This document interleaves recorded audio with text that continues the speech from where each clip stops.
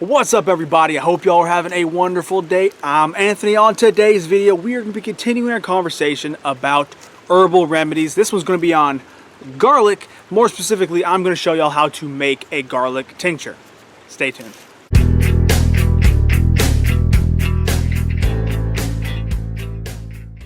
That's right, you heard me correctly. Today we're going to be talking about garlic in the form of medicine. Now, I know a lot of people like to think about garlic as like a food additive to make things taste a little bit better, but traditionally, where it comes from in Asia, this was grown primarily for its medicinal benefits, all right? A lot of people are unaware that garlic was used as medicine for a very long time, still is used to this day in a lot of cultures. We don't think of it as medicine because we are children of big pharma, but in reality, when you go back to it, this has been used in so many different medicinal formulas all over the globe for thousands of years. Okay, so now I just wanted to be 100% transparent when I'm doing this video. I'm not coming up with this stuff off the top of my head. I'm using a resource called The Medicinal Herbs, A Beginner's Guide by Rosemary, Gladstar. I have used this resource several times when it comes down to doing research about doing any of my medicinal herb projects. I'll put a link down below in the description so you can pick it up yourself if you would like. However, you don't have to because I'm about to read it to you right now. Now, one of the reasons why I chose garlic, why I like to grow garlic, is because it has been proven,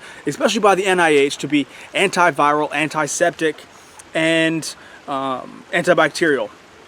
So you're able to use it to beat a lot of different things. It's like a myriad of different things. It even says in here, garlic is the herb of choice for treating colds, flus, sore throats, and poor or sluggish digestion. It stimulates the production of white blood cells, boosting the body's immune function. Now, it makes a potent internal and external antiseptic, antibacterial, and antimicrobial agent effective for treating many different types of infections. It has even been found effective against several forms of antibiotic-resistant strains of bacteria. That's true because I've seen the study from the NIH talking about using garlic to beat MRSA. I'll put a link down below to that.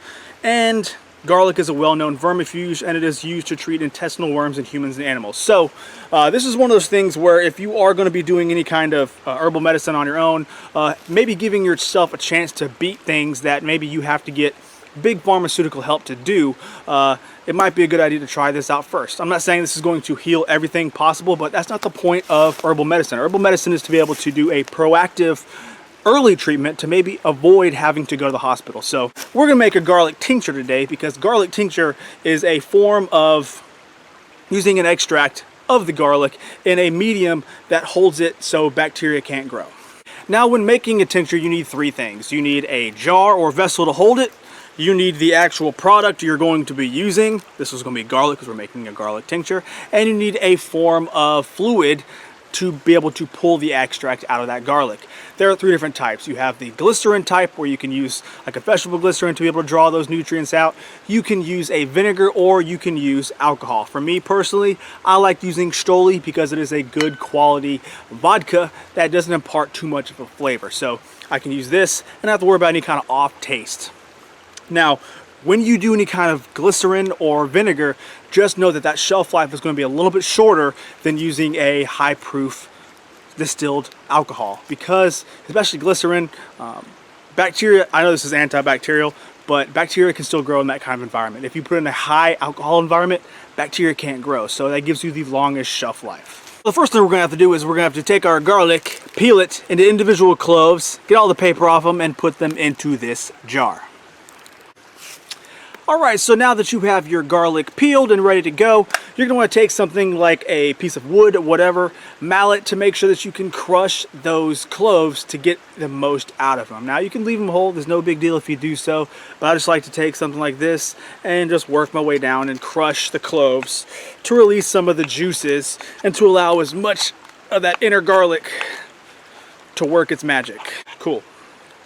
Just like that. Now the only step left is to top off with alcohol or vinegar or whatever of your choice. Alright, we're not going to go over the top. Cap it off. I like to use these little plastic caps that you can get from Walmart for like $1 or $2. They fit on regular mouth jars. This is a half pint. And that way, whenever you shake, because you're going to want to periodically shake this like every other day, when you shake this, the metal is not being eaten away by that alcohol, all right? Because the last thing you want is to have any kind of BPAs or whatever floating around in your tincture. So if you can get a plastic piece that's going to be even better for you. So I just do this.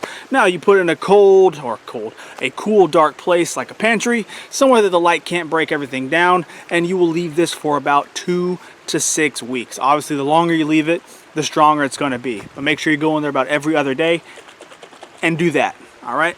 Now, after 2 to 6 weeks, you're going to take this and you are going to strain it, all right? You're going to put it through some cheesecloth, whatever you may want. Just make sure you strain the solids from the liquids. And you're going to take those liquids and you're going to put it into something like this. Now, I got these on Amazon. These are little amber jars. Amber is the color you want because since light can't penetrate or pierce it, it's not going to break down that alcohol. It's going to make sure you keep this at the highest quality possible. Now, another plus about having these is they have a glass dropper, a glass pipette, okay? It's not plastic, it's not going to break down, glass does not break down, and you can store these for a very long time. So I have these. This is from my last batch of garlic tincture. I did it for about 5 weeks. It's pretty strong, and whenever I'm feeling like I got a cold coming on, I go ahead and put a couple drops of this underneath my tongue and call it a day. You don't have to just be sick for this. This helps with sore throats. This helps with digestive problems. It works out pretty good for me, so I'm just going to go ahead and put my stamp of approval on it because I've used this for about a year now, and it's good to go. But these bottles I got off Amazon. I'll put a link down below to them if you want to pick them up. Okay, so there you have it. I hope you learned something. One thing I wanted to mention though before I end the video is when it comes down to herbal medicine or herbal remedies, a lot of people have the mindset that it works just like some sort of big pharmaceutical help. When in reality, that's not how you take this stuff, okay? This isn't like I'm deathly ill, I'm going to the ER, and all of a sudden I can take me a garlic tincture and I'm good to go the next day. That's not how this works. The way that you use herbal medicine is you use it as a preventative, okay? Use it as a buffer. So whenever you say, like, I don't know, it's wintertime, people are sick all over the place, you got to go to a place that's got a lot of people around it that you know are going to be sick, you go ahead and take this before you go. You use it for a couple days before you get into that situation. That maybe can build your immune system up. So when you do come in contact with somebody, you're less likely to become infected, or if you do, it's not quite so bad. You can also use it as like, hey, I feel a scratch in the back of my throat, I'm gonna go ahead and start taking it now. That way maybe I can lessen the effects of the cold, flu, whatever.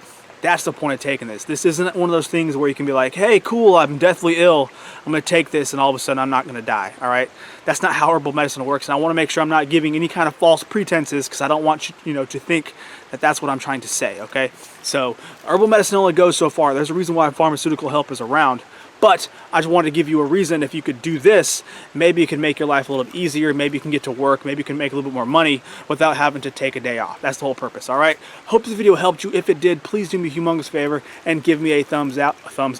It really helps me out. So subscribe to the channel if you haven't, and I'll catch you later, okay? Bye.